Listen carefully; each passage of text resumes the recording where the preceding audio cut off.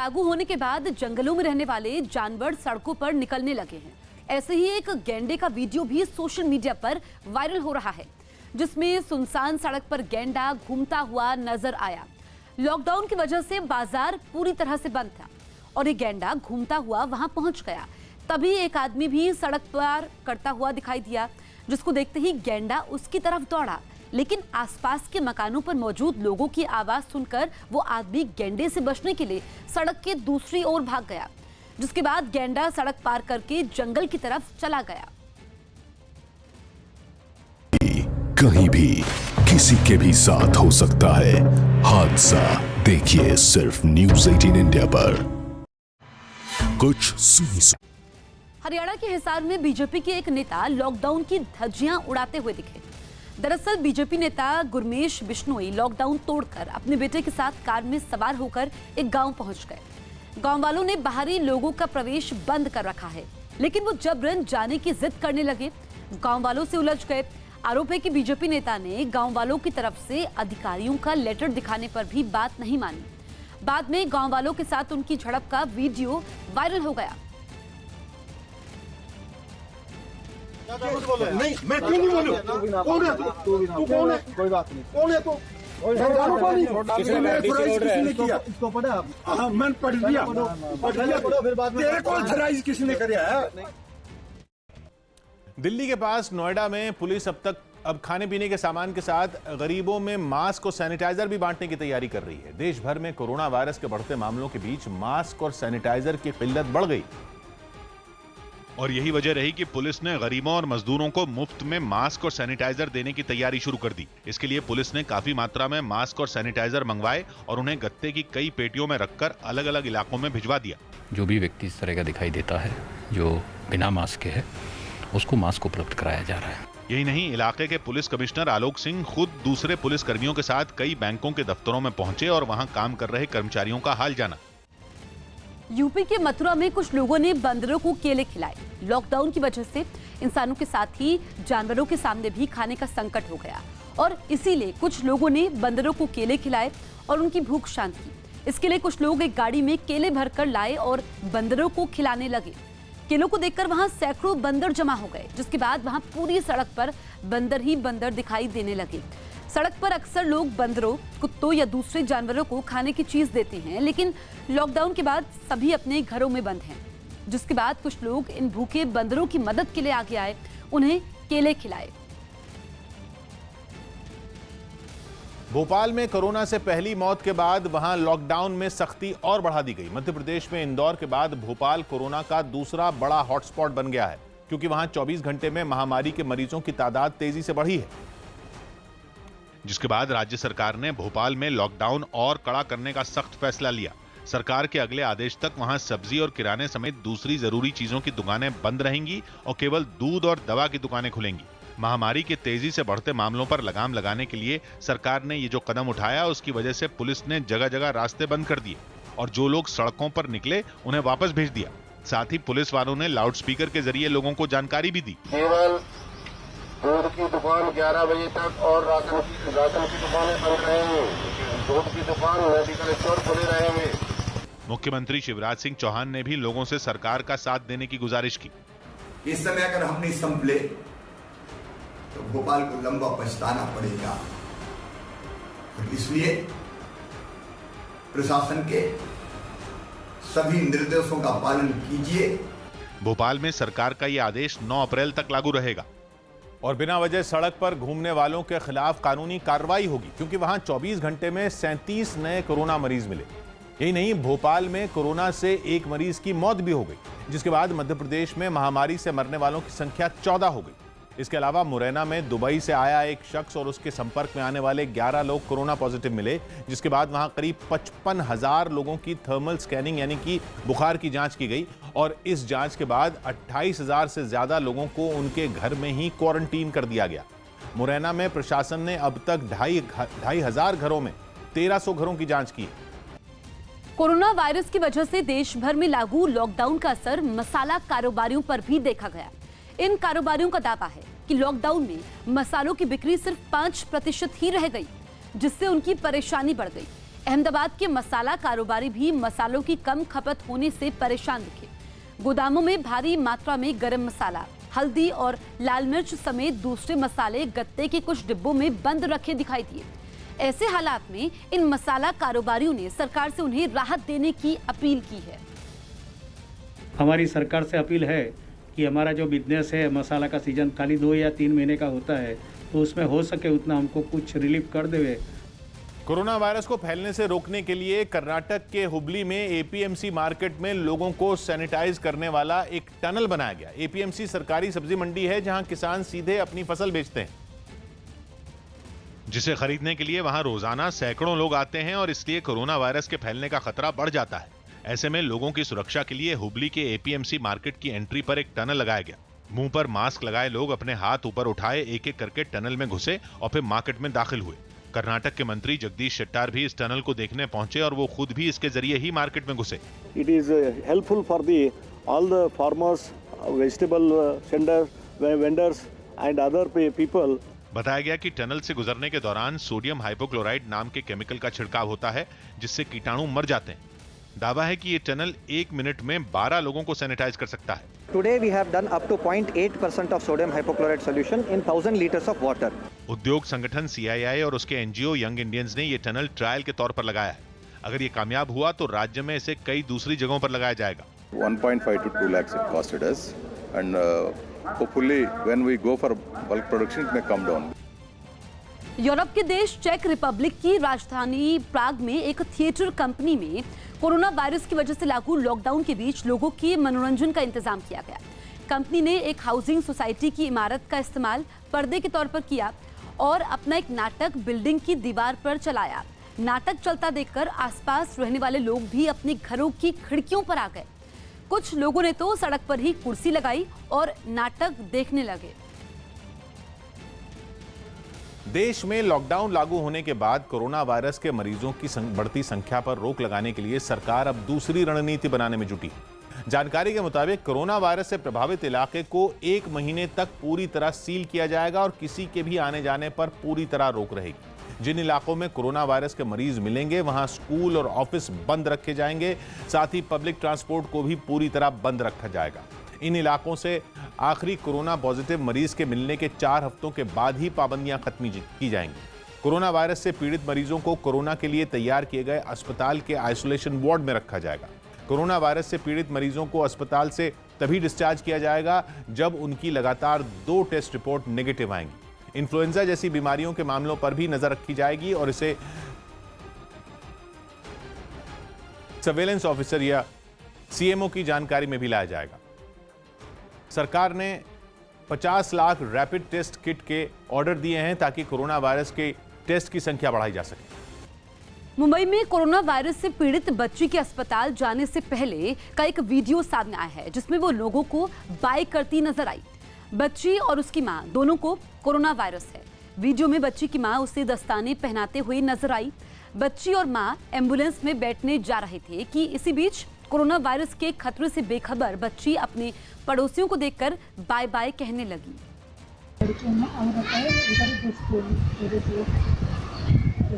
Lockdown खत्म होने का समय नजदीक आ रहा है, लेकिन यूपी में लॉकडाउन खुलने पर संदेह पैदा हो गया क्योंकि उत्तर प्रदेश के एक बड़े अधिकारी ने ऐसा बयान दिया जिससे लॉकडाउन के और बढ़ने के संकेत मिले।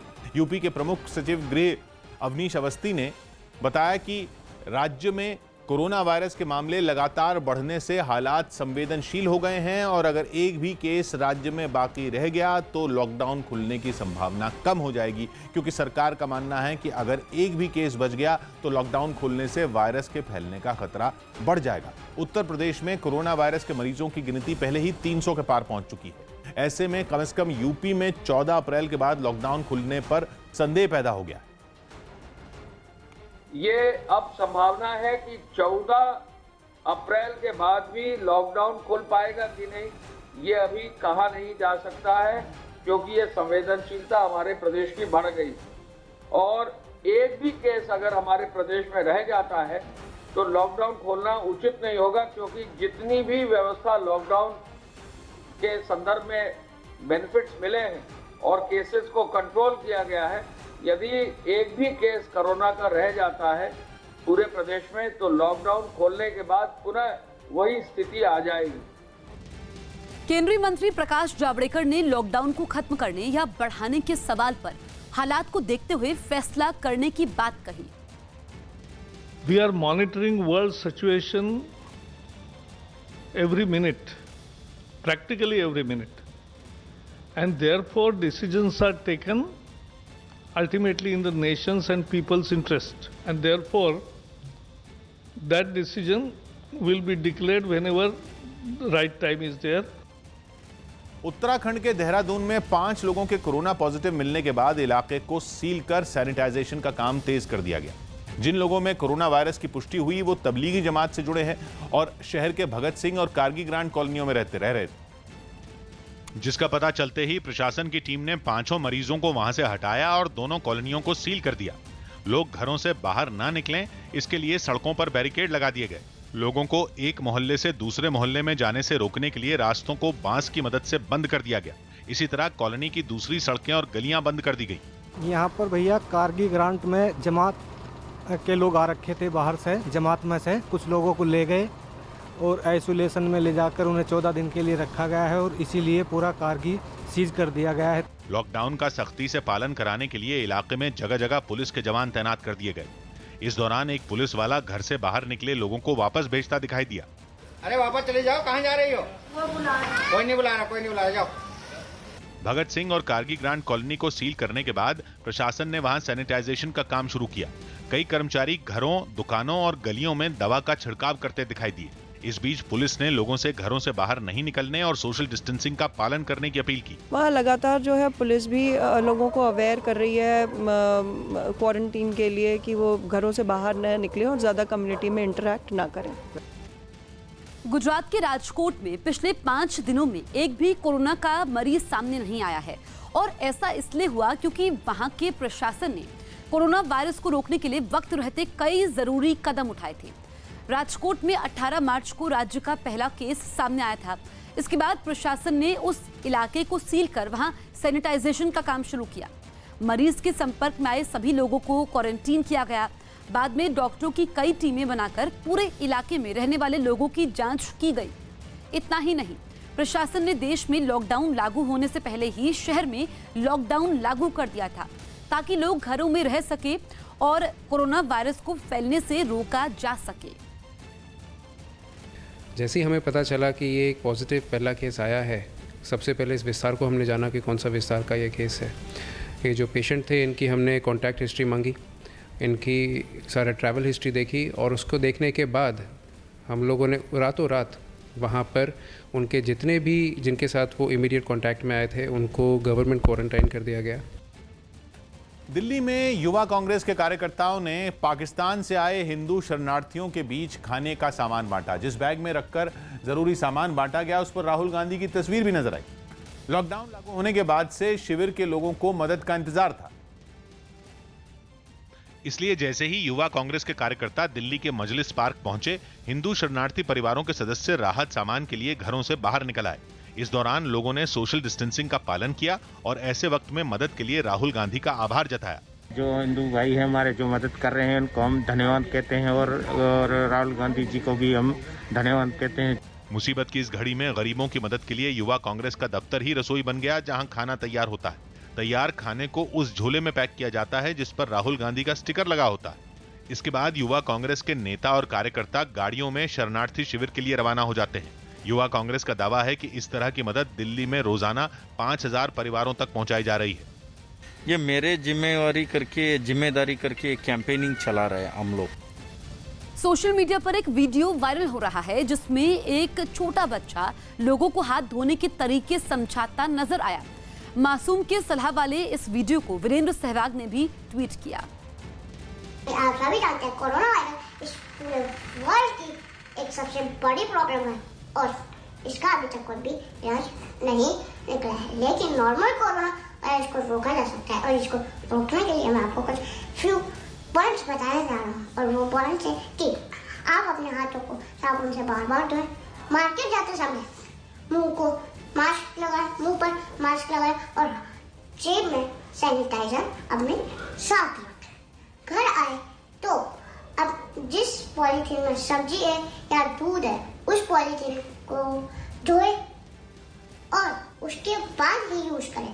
भीड़-भाड़ वाले इलाकों में जाना बंद करें, हाथ ना मिलाएं, नमस्ते करें और किसी को खांसी लेने में तकलीफ हो, सांस में तकलीफ हो, उससे 1 से 2 मीटर की दूरी बनाए रखें।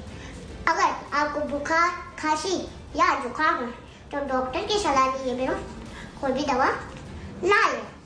और जैसा कि आप सभी जानते हैं कि मोदी जी ने 21 दिन का लॉकडाउन लगाया है, तो आप सभी और मैं, हम सभी को 21 दिन के लॉकडाउन का पालन करना चाहिए।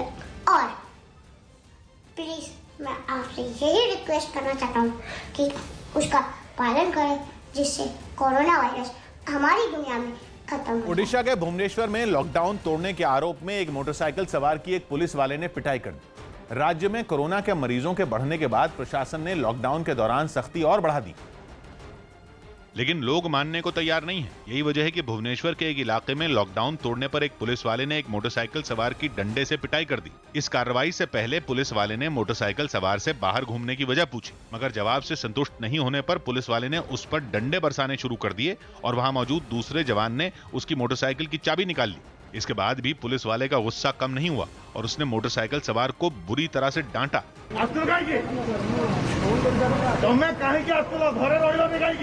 इस दौरान वहां पर सवार और स्कूटर सवार लोगों के खिलाफ भी कार्रवाई की। हालांकि जो लोग जरूरी सेवाओं से जुड़े थे उनको पुलिस वालों ने पूछताछ के बाद जाने दिया, मगर जिन लोगों ने भी बहाने बनाकर बचने की कोशिश की, पुलिस वालों ने उनकी जमकर खबर ली। स्पेन के सेंट टेंडर में लॉकडाउन के बीच पुलिस वालों ने एक महिला का जन्मदिन मनाया। 90 साल की ये महिला लॉकडाउन की वजह से अपने घर में क्वारंटीन थी और इसलिए पुलिस की एक टीम महिला के घर के सामने सड़क पर पहुंची और उसे जन्मदिन की बधाई देने लगी। पुलिस वालों की आवाज महिला तक पहुंच सके, इसके लिए माइक का इंतजाम किया गया, जिसके जरिए उन्होंने महिला को जन्मदिन की बधाई दी। इस बीच बाकी पुलिस वाले जोर जोर से तालियां बजा रहे थे। एक बेहद अनोखी तरह से मनाए गए जन्मदिन से महिला भी काफी खुश दिखाई दी और उसने तालियां बजाकर पुलिस का धन्यवाद किया। 3 डॉक्टरों समेत 30 लोगों के कोरोना पॉजिटिव पाए जाने के बाद मुंबई के वॉकहार्ट अस्पताल को पूरी तरह सील कर दिया गया। इस अस्पताल में अब किसी को भी अंदर जाने या अंदर से बाहर आने की इजाजत नहीं है। बताया गया कि इस अस्पताल में 27 मार्च को एक मरीज कोरोना पॉजिटिव पाया गया था और उसका इलाज करने वाली 2 नर्सें भी बाद में कोरोना पॉजिटिव हो गई।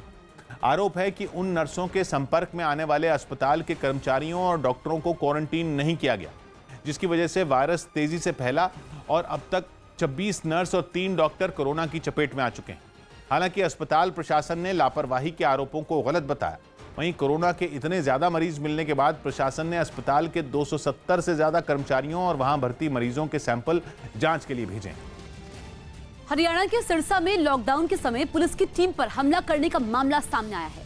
पुलिस लोगों को घरों में रहने की अपील करने गई थी, लेकिन बाहर घूम रहे लोगों ने पुलिस टीम पर हमला कर दिया। इस हमले में 3 पुलिसकर्मी घायल हुए हैं, जिनको अस्पताल में भर्ती करवाया गया है। हमले में एएसआई धर्मपाल, एएसआई अमृतपाल और एक अन्य पुलिसकर्मी घायल हो गए।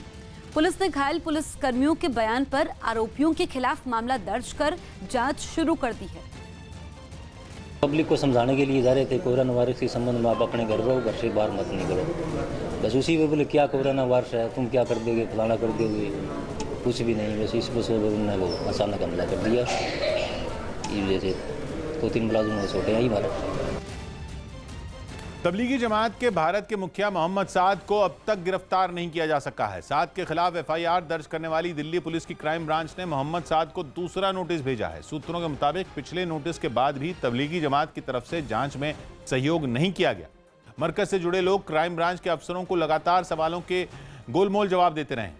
मरकज से बरामद हुए दस्तावेजों की भी क्राइम ब्रांच की टीम जांच कर रही है। हालांकि जांच एजेंसी के सूत्रों के मुताबिक मरकज की पूरी इमारत में एक भी सीसीटीवी नहीं लगाया गया था। दूसरी तरफ तबलीगी जमात गृह मंत्रालय के भी निशाने पर है। अब तक तबलीगी जमात से जुड़े 1750 विदेशी नागरिकों को ब्लैकलिस्ट किया जा चुका है। We have quarantined over 25,500 local TJ workers as well as people who have come in contact with them. They have been quarantined, as I mentioned, apart from this 5 villages in Haryana, where some of these people had stayed. Those have been also sealed and quarantined. RSS ने देश में corona के बढ़ते मामलों के लिए तबलीग को जिम्मेदार माना और आरोप लगाया कि मरकज में लोग जानबूझकर छिपे रहे। The figures tell the truth. ये बात तो सही है। अगर उनका नेतृत्व समय पर इसको कंटेन करता या कैंसिल करता अच्छा होता। बाद में छुपे रहना, छुपाना, जो जांच कराने के लिए आ रहे हैं उनकी सेवा के लिए, उनसे बेहुदा व्यवहार करना, ये तो कुछ विकृति का ही दर्शन है। यूपी के हरदोई में डीएम ने शहर का मुआयना किया और लॉकडाउन पर सख्ती से निपटने के आदेश दिए। डीएम शहर की सड़कों पर निकले और लॉकडाउन तोड़ने वालों को चेतावनी दी। डीएम की मौजूदगी में नियम तोड़ने वालों के खिलाफ कार्रवाई की गई। कई गाड़ियों को जब्त किया गया, साथ ही चालान भी काटे गए। कि कुछ लोग सिर्फ लॉकडाउन का जायज़ा लेने के लिए या फिर तफरी करने के लिए निकल रहे हैं। इस तरह से जो अनावश्यक भ्रमण कर रहे हैं, जो बिल्कुल भी आवश्यक नहीं है और जो सिर्फ कोरोना को फैलाने में मदद करेगा, इस तरह का अगर कोई भी व्यक्ति मिलता है तो उसकी गाड़ी भी सीज करी जाए है, उसके विरुद्ध कार्रवाई भी करी जाए, मुकदमे भी दर्ज हों। तो इसको लेके सभी पुलिस साथियों को आज बताया गया है कि कड़ाई से लॉकडाउन का पालन इस तरीके से कराया जाए। पाकिस्तान के क्वेटा में अपने लिए सुरक्षा किट की मांग कर रहे डॉक्टरों पर पुलिस वालों ने लाठीचार्ज कर दिया। पाकिस्तान में कोरोना मरीजों की तादाद तेजी से बढ़ रही है, लेकिन उनका इलाज करने वाले डॉक्टरों को सुरक्षा किट तक नहीं दी गई। ऐसे में जब ये डॉक्टर अपनी सुरक्षा की मांग के लिए सड़कों पर उतरे तो पुलिस ने उन पर लाठीचार्ज कर दिया। पुलिस वालों ने सुरक्षा किट की मांग कर रहे डॉक्टरों को दौड़ा कर पीटा। लाठीचार्ज के दौरान एक डॉक्टर सड़क पर गिर पड़ा, लेकिन पुलिस वालों ने उसे तब भी नहीं छोड़ा।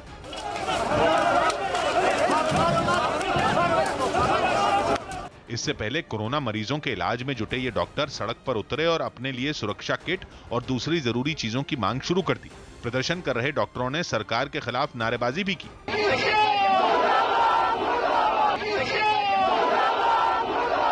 लेकिन तभी वहां मौजूद पुलिस ने उन्हें हटाने के लिए लाठीचार्ज शुरू कर दिया। पुलिस ने प्रदर्शन कर रहे डॉक्टरों को हिरासत में ले लिया और गाड़ियों में बैठाकर थाने भेज दिया।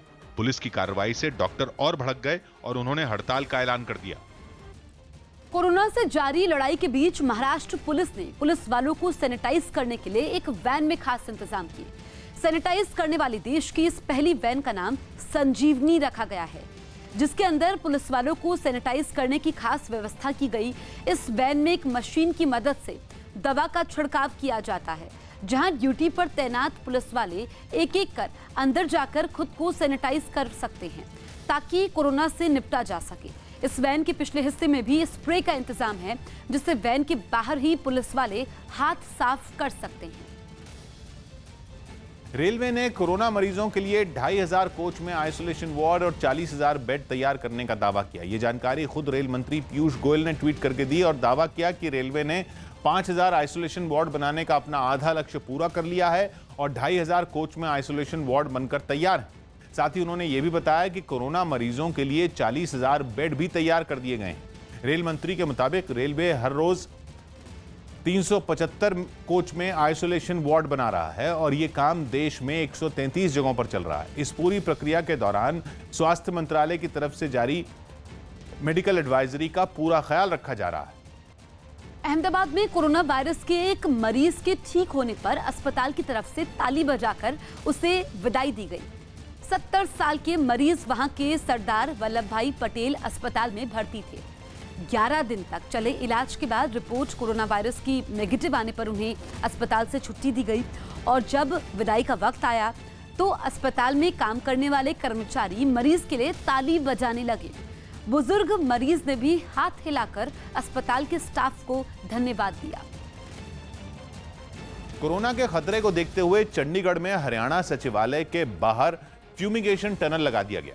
इसे रेवाड़ी के एक पॉलिटेक्निक कॉलेज के छात्रों ने तैयार किया, जिसके लिए उन्होंने टिन के एक ढांचे का इस्तेमाल किया।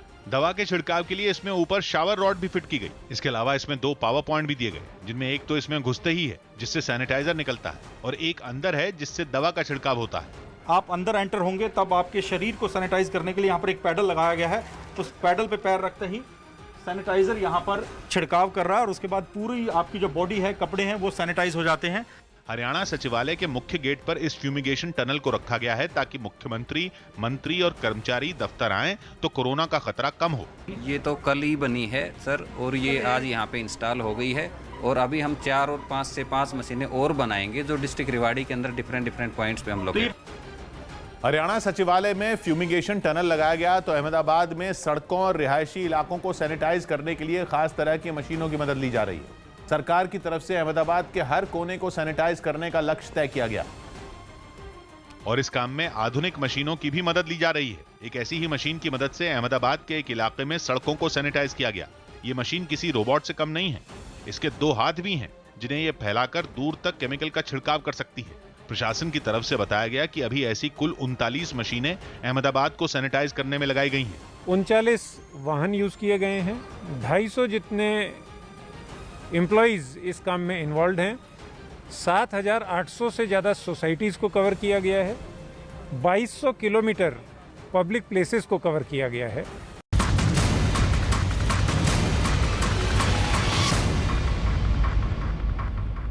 न्यूज 18 पूरे भारत से लगातार कोरोना वायरस से जुड़ी खबरें आप तक पहुंचा रहा है। देश में 21 दिन का लॉकडाउन है। आप भी नियमों का पालन करें और खुद को सुरक्षित रखने के लिए घर में ही रहें। न्यूज 18 इंडिया हर घंटे कोरोना बुलेटिन भी आप तक पहुंचा रहा है। यूपी के बरेली में पुलिस के फ्लैग मार्च के समय लोगों ने फूलों की बारिश की। कोरोना से लड़ाई में एकजुटता और सामाजिक संदेश देते हुए मुस्लिम महिलाओं और धर्मगुरुओं ने पुलिस का स्वागत किया। लॉकडाउन में उनके काम की तारीफ की। लोगों की इस पहल का पुलिस ने भी शुक्रिया अदा किया। इस बीच ये तस्वीरें जो हम आपको दिखा रहे हैं, ये अमरोहा की तस्वीरें हैं जहां पर लोगों ने पुलिसकर्मियों का फूलों से स्वागत किया। फूलों की बारिश की गई और पुलिस ने भी शुक्रिया अदा किया। ये देखिए, ये फूल यहाँ पर रखे गए और फूलों की बारिश होती रही। लगातार पुलिसकर्मी ड्यूटी पर हैं लोगों की हिफाजत के लिए और इसी को लेकर के लोगों ने फूलों की बारिश की। पश्चिम बंगाल की महिला एवं बाल विकास मंत्री शशि पांजा ने लॉकडाउन के दौरान बच्चों के मनोरंजन का इंतजाम किया। नेताओं के आम लोगों तक जरूरी सामान पहुंचाने की खबरें तो देश भर से सामने आ रही हैं, लेकिन शशि पांजा ने कोलकाता में बच्चों को खेलने के लिए लूडो और सांप सीढ़ी जैसी गेम भी बांटी और इसके लिए वो कुछ लोगों के साथ श्यामपुर इलाके में पहुंची। सामान बांटने के लिए सड़क पर एक टेबल लगाई गई जिस पर लूडो और सांप सीढ़ी गेम और थैलों में भरा सामान रखा नजर आया। इसके बाद मंत्री शशि पांजा ने एक-एक कर इलाके के बच्चों को घर पर खेली जाने वाली लूडो और सांप सीढ़ी गेम बांटी। बच्चों को गेम बांटने के बाद शशि पांजा ने खुद उनके साथ लूडो भी खेली। ये बड़े भी खेलते हैं, बच्चे भी खेलते हैं, सब एक संग मिलके भी खेल सकते, तो घर पे रहेंगे। बच्चों के साथ बड़ों को घर का जरूरी सामान भी दिया गया और इस दौरान सावधानी बरतते हुए लोगों को एक दूसरे से कुछ फीट के फासले पर एक कतार में खड़ा किया गया। ब्रिटेन के पीएम बोरिस जॉनसन को लंदन के अस्पताल के आईसीयू में भर्ती करवाया गया है। जॉनसन 10 दिन पहले कोरोना पॉजिटिव पाए गए थे और रविवार को उन्हें अस्पताल में दाखिल करवाया गया था। हालांकि उस समय इसे रूटीन चेकअप ही बताया गया। प्रधानमंत्री दफ्तर के मुताबिक जॉनसन होश में हैं। उन्हें फिलहाल वेंटिलेटर की जरूरत नहीं है। बोरिस जॉनसन अस्पताल में दाखिले से पहले तक प्रधानमंत्री पद की जिम्मेदारी संभाल रहे थे, लेकिन अब उन्होंने विदेश मंत्री डोमिनिक राब को पद संभालने की जिम्मेदारी दे दी है। देश में नदियों की सफाई का जो काम लाखों करोड़ों खर्च करने के बाद कई साल में भी नहीं हो पाया, वो कुछ दिनों के लॉकडाउन ने कर दिखाया। लॉकडाउन लागू होने के बाद से गंगा और यमुना करीब 40% तक साफ हो चुकी हैं। और ये सफाई ऐसी है कि किसी आम आदमी को भी साफ दिखाई देने लगी है। दिल्ली में यमुना का पानी पहले काला दिखाई देता था। यमुना के पास से गुजरो तो बदबू से बचने के लिए नाक ढकनी पड़ती थी, लेकिन अब न तो यमुना का रंग काला है और न ही नदी से बदबू आ रही है। यमुना शांत और स्थिर पड़ी है तो उसकी वजह है लॉकडाउन। डीएनडी से हम यमुना की तस्वीर आपको दिखा रहे हैं और यकीन मानिए यहाँ आज बदबू भी नहीं आ रही है। वजह साफ है कि इंडस्ट्री बंद होने से जो कचरा यमुना में गिरता था वो बंद हुआ है। दिल्ली समेत पूरे देश की हवा तो लॉकडाउन के कारण पहले ही साफ हो चुकी है। अब यमुना साफ होने के बाद दिल्ली सरकार ने नए सिरे से इसकी जांच कराने का फैसला लिया है। पूरे लॉकडाउन के दौरान जो पोल्यूशन को लेकर के परिस्थितियां बनी है उसका डिपार्टमेंट आकलन करेगा और उसके बाद फिर हम इसके आधार पर आगे की कार्य योजना भी बनाएंगे। यमुना को साफ करने के लिए इससे पहले सरकार ने पानी की तरह पैसा बहाया है, लेकिन पानी कभी भी इतना साफ नहीं हो पाया।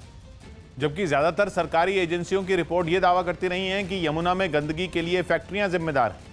उत्तराखंड में यमुनोत्री से निकलकर यूपी के प्रयागराज में खत्म होने वाली यमुना की कुल लंबाई 1370 किलोमीटर है, जबकि दिल्ली में इसका हिस्सा केवल 54 किलोमीटर लंबा है। लेकिन एनजीटी के आदेश पर बनी यमुना मॉनिटरिंग कमेटी की रिपोर्ट कहती है कि यमुना में कुल प्रदूषण का करीब 76% केवल दिल्ली में होता है। पिछले साल दिल्ली में 910 फैक्ट्रियों पर जुर्माना लगाया गया था। ये वो फैक्ट्रियां थी जो जहरीला कचरा सीधा यमुना में बहाती थी, लेकिन प्रदूषण इसके बाद भी बंद नहीं हुआ। अलग अलग सरकारी विभागों की रिपोर्ट बताती है कि ऐसी फैक्ट्रियां दिल्ली में हजारों में हैं जो यमुना में गंदगी की जिम्मेदार हैं। बड़ी संख्या में ऐसी फैक्ट्रियां हैं जो उन नालों में कचरा बहाती हैं जो यमुना में आकर मिल जाते हैं। और लॉकडाउन के दौरान ये सभी उद्योग बंद होने के कारण साफ हुआ नदी का पानी इस बात का सबसे बड़ा सबूत बन गया है। केवल यमुना ही नहीं बल्कि गंगा का पानी भी पहले से कहीं ज्यादा साफ हो गया। जबकि गंगा का पानी साफ करने के लिए केंद्र सरकार के कई विभाग करोड़ों रुपए खर्च करने के बाद भी कुछ खास तरक्की नहीं कर पाए थे। वाराणसी के घाटों पर पानी इतना साफ है कि नदी की तलहटी भी साफ दिख रही है। मछलियां जो पहले पानी के ऊपर नहीं आया करती थीं, अब किनारों पर भी तैरती हुई दिख रही हैं। दशकों से गंगा को देख रहे लोग भी गंगा में ये बदलाव देखकर हैरान हैं। एक तो डिस्टरबेंस कम हुआ, दूसरा क्लीनिंग कैपेसिटी बढ़ी, तो इसलिए काफी अच्छा हुआ। गंगा के जल में कम से कम हम कह सकते हैं, अगर जनरल दृष्टि से कहा जाए तो 40 to 50% इंप्रूवमेंट हो गया है इसके इन 15 दिनों। गंगा में ये बदलाव केवल वाराणसी तक ही सीमित नहीं है, बल्कि कानपुर, जहां गंगा हमेशा मैली दिखाई देती थी, वहां भी अब पानी साफ है। सूत्रों के मुताबिक हाइड्रोक्सी क्लोरोक्वीन के निर्यात पर प्रतिबंध हटाने के लिए भारत सरकार तैयार है और विदेश मंत्रालय कई देशों की मांग पर आखिरी फैसला लेगा। दरअसल 6 से 7 देशों से हाइड्रोक्सी क्लोरोक्वीन की मांग अधिक की गई, जिनमें अमेरिका, ब्राजील, स्पेन और जर्मनी शामिल हैं। दरअसल कोरोना से निपटने में हाइड्रोक्सी क्लोरोक्वीन के इस्तेमाल की प्रभावी भूमिका को देखते हुए भारत की तरफ से 25 मार्च को एक आदेश जारी कर 3 अपवादों के साथ हाइड्रोक्सी क्लोरोक्वीन के निर्यात पर प्रतिबंध लगा दिया गया था। लेकिन 4 अप्रैल को एक नए आदेश के जरिए सरकार ने हाइड्रोक्सी क्लोरोक्वीन के निर्यात पर पूरी तरह से प्रतिबंध लगा दिया।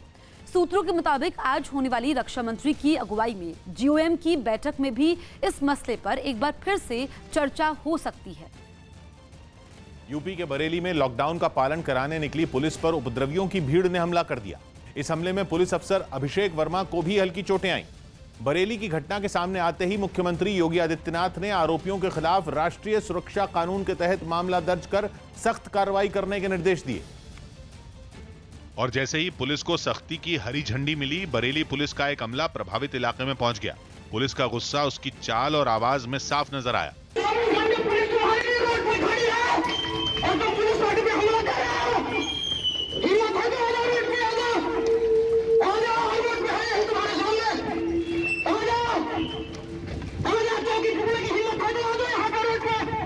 असल में बरेली के करमपुर इलाके में जब 2 पुलिसकर्मी लॉकडाउन का पालन कराने पहुंचे तो कुछ लोगों ने हाथापाई कर उन्हें भगा दिया।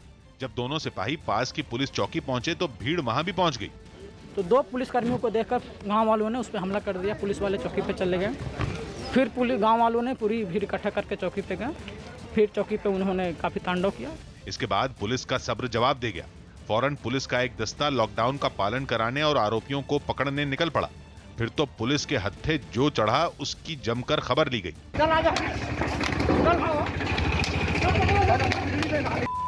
इसमें हम एक नजीर पेश करेंगे जिनमें आने वाले भविष्य में कोई भी व्यक्ति पुलिस पार्टी या चौकी पे हमला करने की अपने सपने में भी ना सोचे। कोरोना वायरस पर हुई केंद्रीय कैबिनेट की बैठक में कुछ अहम फैसले लिए गए। देश के राष्ट्रपति से लेकर सांसदों तक सभी इन फैसलों के दायरे में आए। फैसला लिया गया कि राष्ट्रपति, उपराष्ट्रपति, राज्यपाल और सभी सांसदों के वेतन में 30% की कटौती की जाएगी। संसद अधिनियम 1954 के तहत कैबिनेट ने वेतन, भत्ते और पेंशन में संशोधन से जुड़े अध्यादेश को मंजूरी दी। इसके अलावा सांसदों को अगले 2 साल तक सांसद निधि भी जारी नहीं होगी। हर सांसद को सालाना 5 करोड़ रुपए बतौर सांसद निधि विकास के काम करवाने के लिए दिए जाते हैं। 2 साल के लिए सांसद निधि जारी न करने से 7,900 करोड़ रुपए की बचत होगी, जिसका इस्तेमाल कोरोना वायरस से जंग में किया जाएगा। लेकिन कांग्रेस ने इस फैसले पर सवाल खड़े कर दिए। कांग्रेस के नेताओं का कहना है कि सांसद निधि काटने के बजाय सरकार को अपने खर्चे कम करने पर ध्यान देना चाहिए। ये पैसा खत्म कर देंगे तो सीधे सीधे इसका प्रतिकूल प्रभाव एमपी के इलाके के लोगों और वहां की जनता पर पड़ेगा। इसका नुकसान जनता को सीधे सीधे पूरे देश के अंदर होगा। और यही नहीं, एमपी के रोल और फंक्शंस, उन पर भी प्रश्न चिन्ह लग जाएगा। अगर देश के सांसदों की आवाज ही चली गई तो फिर देश की संसद प्रभावी तौर से काम कैसे करेगी। कांग्रेस नेताओं के बयान आते ही बीजेपी ने भी पलटवार किया। शाहनवाज हुसैन ने आरोप लगाया कि कोरोना वायरस के खिलाफ लड़ाई में कांग्रेस केवल अड़ंगे लगाने का काम कर रही है। मैं मानता हूं कि एक अच्छा कदम है, लेकिन कांग्रेस पार्टी को इस पे भी एतराज है। कांग्रेस पार्टी कोई सहयोग कोरोना के मुद्दे पर देश को नहीं दे रही है, लेकिन सरकार जितने भी फैसले ले रही है उस पर कांग्रेस को एतराज करने की आदत लग गई है, लत लग गई है। गुजरात के सूरत में एक महिला डॉक्टर पर हमले की कोशिश और बदसलूकी के मामले में पुलिस ने एक आरोपी को गिरफ्तार कर लिया। पुलिस ने बताया कि जिस डॉक्टर पर हमला हुआ वो सूरत के ही एक सरकारी अस्पताल में काम करती हैं, जहां कोरोना के मरीजों का इलाज चल रहा है, जिस पर उसकी हाउसिंग सोसाइटी में खूब हंगामा हुआ। एक आदमी ने तो उसके घर का दरवाजा भी जोर से पटका और इसके बाद उसे घर खाली करने की भी धमकी दे दी। क्या करेगी?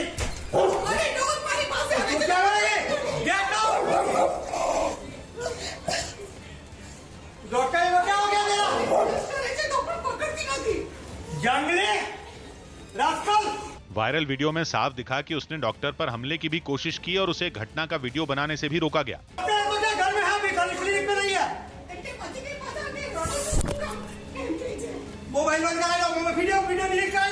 लोगों का गुस्सा देख डॉक्टर डर गईं और फूट फूट कर रोने लगी, लेकिन लोग शांत नहीं हुए। आंटी तमें साइड दो।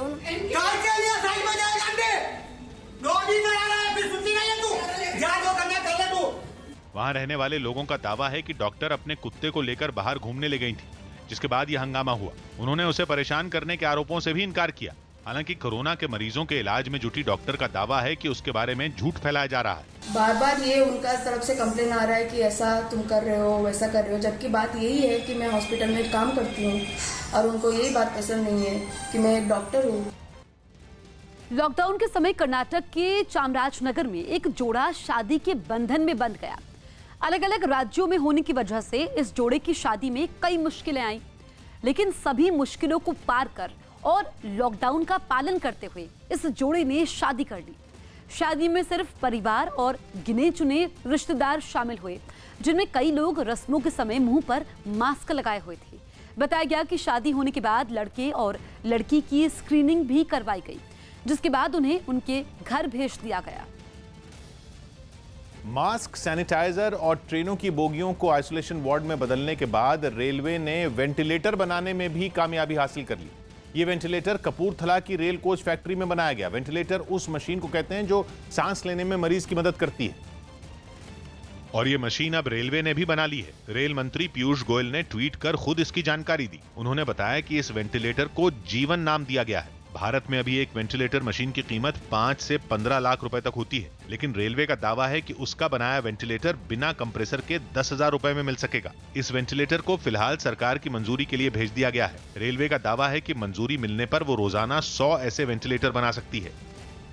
कपूरथला की तरह ही हरियाणा के जगाधरी में भी रेलवे के इंजीनियरों को बड़ी कामयाबी मिली। जगाधरी की रेल कोच फैक्ट्री में डॉक्टरों के लिए पीपीई यानी पर्सनल प्रोटेक्टिव इक्विपमेंट किट तैयार की गई, जिसे रक्षा के क्षेत्र में रिसर्च करने वाली संस्था डीआरडीओ से मंजूरी भी मिल गई और मंत्रालय की तरफ से इसका एक वीडियो भी ट्वीट किया गया। इस वीडियो में एक आदमी इन्फेक्शन से बचाने वाला कोट पहने दिखा। इसके अलावा उसने मास्क भी लगाया हुआ था। पीपीई यानी पर्सनल प्रोटेक्टिव इक्विपमेंट किट डॉक्टरों के लिए होती है, जिसमें कोट, चश्मा, मास्क और दस्तानों के अलावा कई चीजें होती हैं जो उन्हें मरीजों के इलाज के दौरान इन्फेक्शन से बचाती हैं। कल हमारे सैंपल्स डीआरडीओ ने अप्रूव कर दिए हैं और अब हम लोग इसका मास प्रोडक्शन शुरू करेंगे। हम लोग ये भी कोशिश कर रहे हैं कि इसका डिज़ाइन बनाकर भारतीय रेलवे की बाकी इकाइयों को दे दें ताकि जगह जगह इसका प्रोडक्शन हो सके। जगाधरी की ही रेल कोच फैक्ट्री में एक फ्यूमिगेशन टनल भी बनाया गया है। इसे बनाने के लिए ट्रेन के एक डिब्बे का इस्तेमाल किया गया है। इस टनल में घुसने पर दवा का छिड़काव शुरू हो जाता है और बाहर निकलने पर यह छिड़काव रुक जाता है। लॉकडाउन के समय हैदराबाद में बीजेपी विधायक राजा सिंह ने सोशल डिस्टेंसिंग की खुलेआम धज्जियां उड़ाई। बीजेपी विधायक अपने कुछ समर्थकों के साथ मशाल और मोमबत्तियां लेकर सड़क पर उतरे और सोशल डिस्टेंसिंग को नजरअंदाज कर कोरोना वायरस के विरोध में जमकर नारे भी लगाए। इस बीच बीजेपी विधायक और वहां मौजूद सभी लोगों ने इस बात का ख्याल नहीं रखा कि कोरोना को फैलने से रोकने के लिए एक दूसरे से दूरी बनाए रखना जरूरी है। ये सभी लोग एक दूसरे के करीब खड़े दिखाई दिए, इस बीमारी का विरोध करते रहे। मध्य अमेरिका के देश पनामा में वहां के एक पादरी ने हेलीकॉप्टर से उड़ान भरकर लोगों को आशीर्वाद दिया। कोरोना वायरस की वजह से पूरे पनामा में लॉकडाउन लागू है और चर्च भी बंद है।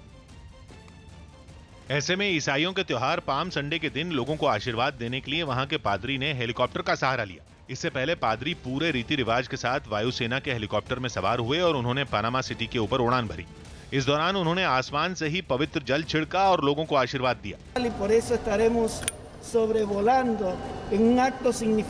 पाम संडे ईसाइयों का एक पवित्र त्योहार है। इस दिन बड़ी तादाद में लोग चर्च पहुंचते हैं, जहां पादरी पवित्र जल छिड़ककर उन्हें आशीर्वाद देते हैं। लेकिन इस बार कोरोना वायरस की वजह से पूरे पनामा में लॉकडाउन लागू है और लोगों के बाहर निकलने पर पूरी तरह रोक है।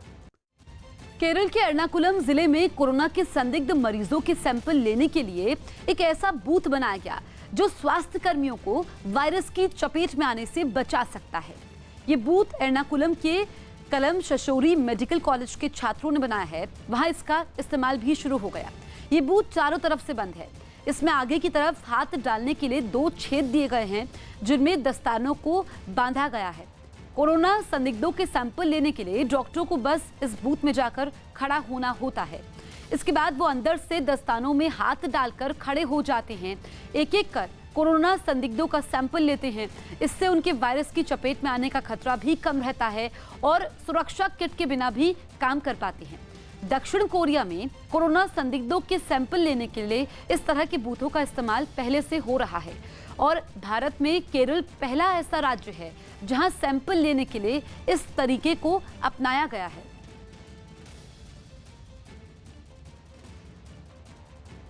मुंबई के पास भिवंडी में ड्यूटी पर तैनात पुलिस वालों और नगर निगम के कर्मचारियों पर सैनिटाइजर का छिड़काव किया गया।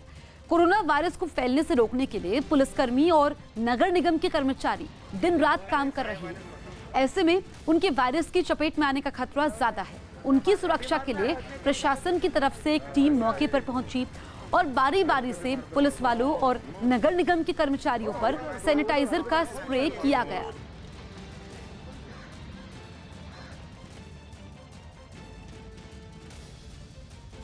महाराष्ट्र के वर्धा में बीजेपी विधायक के जन्मदिन के मौके पर खाना लेने पहुंचे लोगों ने लॉकडाउन के नियमों की धज्जियां उड़ा दी। बताया गया कि विधायक दादाराव केचे के आवास पर जरूरतमंद लोगों को खाना बांटने का काम किया गया था, जिसे लेने के लिए लोगों की भीड़ विधायक के आवास पर पहुंच गई।